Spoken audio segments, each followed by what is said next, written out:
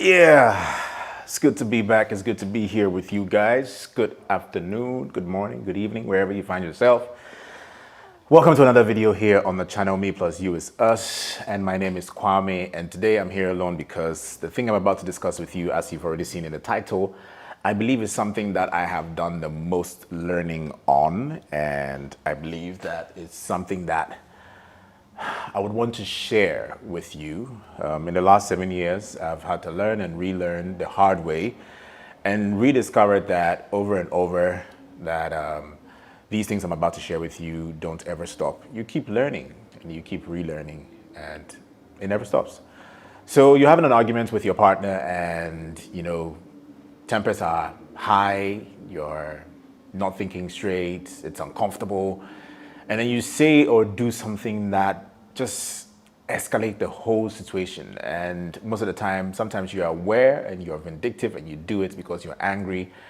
Sometimes you're unaware and you say something and it just completely blows things out of proportion. And you just think, wait, when did we get here? How did we get here? And the arguments just keep getting heated. And yeah, it's a struggle and it happens all the time. And I have to say that, a healthy relationship is one that is not, in my opinion, devoid of any arguments. So long as you're two individuals with differences, there will be miscommunications, there will be conflicts that will need resolution. And I believe it makes you stronger. But if you're having or enjoying some kind of peace and you feel that, yeah, you should just find something to argue about, that's just, no, that's just witchcraft. That's mentally, a mentally deranged, in my opinion, move to pull in a relationship or in an argument. So yeah, that's not what we're talking about here. So let's get to what you should not do in an argument with your partner or your spouse or your girlfriend, any relationship that you're in. What you should not do. Things that I've learned to not do when there's an argument. And I hope you can get something from it as well. So the first one is what I call the vague apology. I mean, it's not what I call the vague apology. It's the first one you should not do is the vague apology. The vague apology is when you want to avoid a conflict altogether. You don't want to argue and you think that, you know what, to de-escalate this whole thing, let me just apologize for what's happening and let's call it quits or let's call it a day. It's fine. I'm sorry. Whatever is happening, if it's your fault or mine, I'm sorry. Let's just stop it, okay? Because it's uncomfortable and I don't want to do it anymore. Well, let me just say that the vague apology doesn't work because your partner will most likely ask you, what are you sorry for? And half the time, if you're aware what you're sorry for, it's better that they hear. It's reassuring that they hear and know that you acknowledge and you are aware of the depth of what you've done and you're sorry for it and how it affected them. That is rather a way to go about it than just vaguely apologizing that I'm sorry and we should just end this here or cut it short. So the vague apology is one move you should avoid pulling if you want peace and you want to have mature conflict resolutions in your relationship. The second thing, I wrote them down, so let me just find my lists quickly. And yeah. And to also let you know that this list has been approved by Elaine. She read through it. That's what I mean. Yeah. And the next one on the list, number 2, is generalizing behaviors. The you people. Yeah, don't do that. If you're having an argument with somebody, you are in a relationship with a person, the argument is happening between the two of you. If there are some character traits or some behaviors that, tend to trigger certain things in you, don't generalize those behaviors and tend to blame them on something else like the culture or even their gender, that you people like to do this or you're from here and that's why this is happening.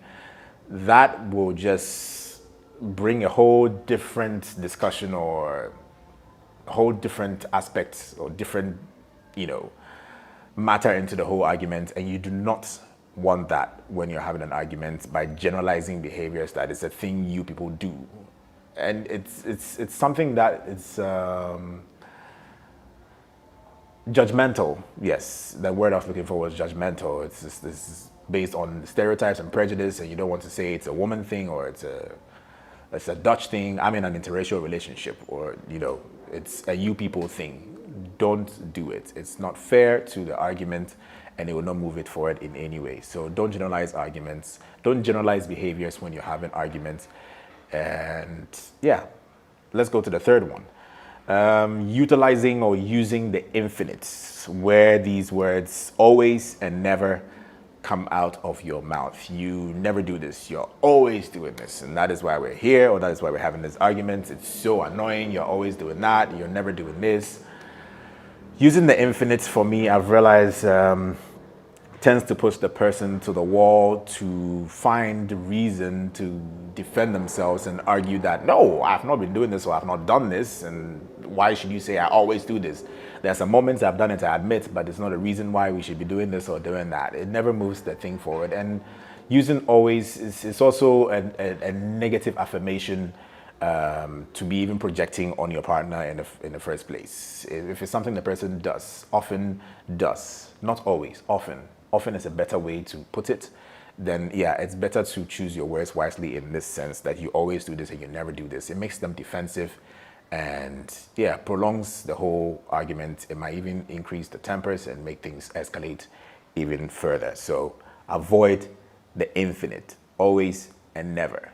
Don't be, to the next point, number 4, pointing fingers either. So pointing fingers when something has happened just makes the person feel alone in an argument, in a relationship, in a conflict resolution situation. You don't want to isolate one person. It's not fair to the person. It's not nice to feel that whatever is happening is one person's fault, or the reason the person did this is why this is happening. And so to isolate the person or to blame the person is something that you want to avoid. Pointing fingers has never ended in a good way for anybody in an argument. If you're having an argument with somebody, yeah, it's between the two of you and you're trying to find an amicable solution together. Things happen and people react, and things happen and people get, triggered by certain emotions, and you want to come to that conclusion or find that situation which is making the person behave a certain way. So saying you did this or you did that, and that's why we're here, is not something you want to do if you want to have peace in a conflict resolution situation. The next thing you should avoid probably doing is comparing them to another person or, somebody else. Don't do that in an argument, that you wish they'd behave this way, or this person didn't do this or doesn't do this when this happens.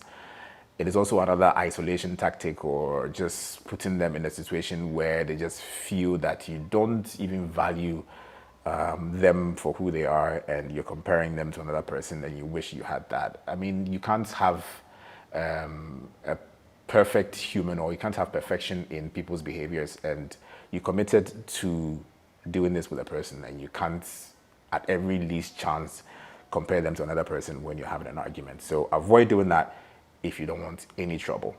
Another thing you probably should avoid doing is dismissing their feelings. When arguments are happening, emotions are rising and everything.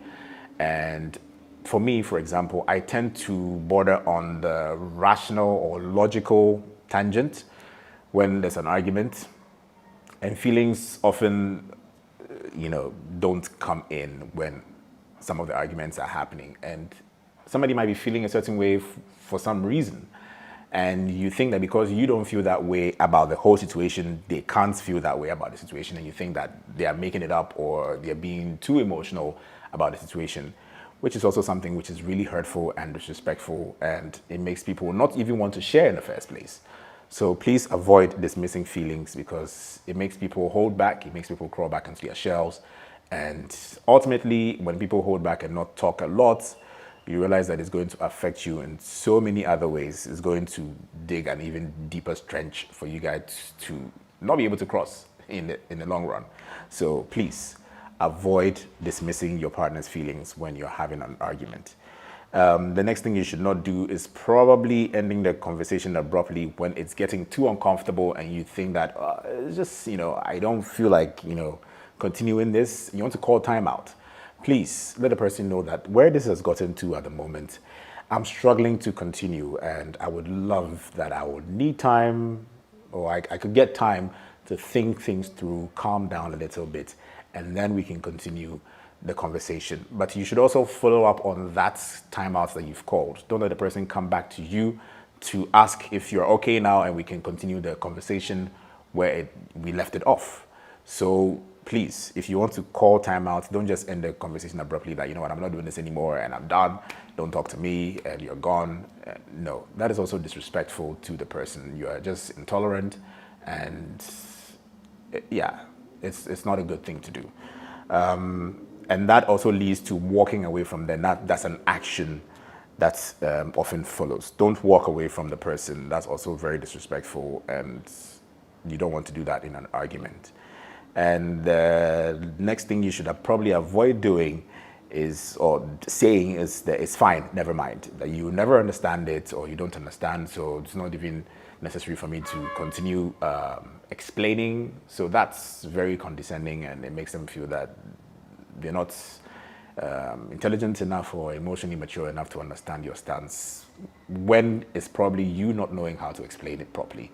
So avoid using statements or phrases like "it's fine, never mind, let's just stop it." That's also an abrupt way of ending it. So avoid using that phrase if you want peace when you're having an argument with your partner. And the final thing, which I think is an emotional abuse level type thing to avoid doing, is threatening to end the relationship. At every chance you get, you think that, okay, fine, this is just too difficult, let's just call it quits. Yeah, you make the person feel that they are the only person committed to a certain degree in a relationship. They are doing more, they're offering more, they have more to lose. And because you don't feel the same way, you just think that you can easily just say, yeah, let's just stop. I'm done. I don't want to do this anymore. It's just complete BS. And you want to avoid that when you're having an argument with your partner or your spouse. So these are some of the things that I've learned. The last one I mentioned is something that never happens, at least in my relationship. So if you do that often, you are an emotionally abusive person. I'll tell you that. You should avoid doing it. It's immature. If there's conflict to be resolved, your last thing you should ever even want to do is threatening to end the relationship anytime or any chance you get. It's not cool. It will not bring you anywhere near resolving or having a mature conversation. So yeah, if you found anything useful in this, do hit the like button and subscribe to the channel. If you have any more that I may have missed that you've learned in your relationship over the course of time, please put it in the comment section below, and let's have more conversation around this. I'll catch you in the next video. My name is Kwame, and this is Me Plus You Is Us. Adios for now.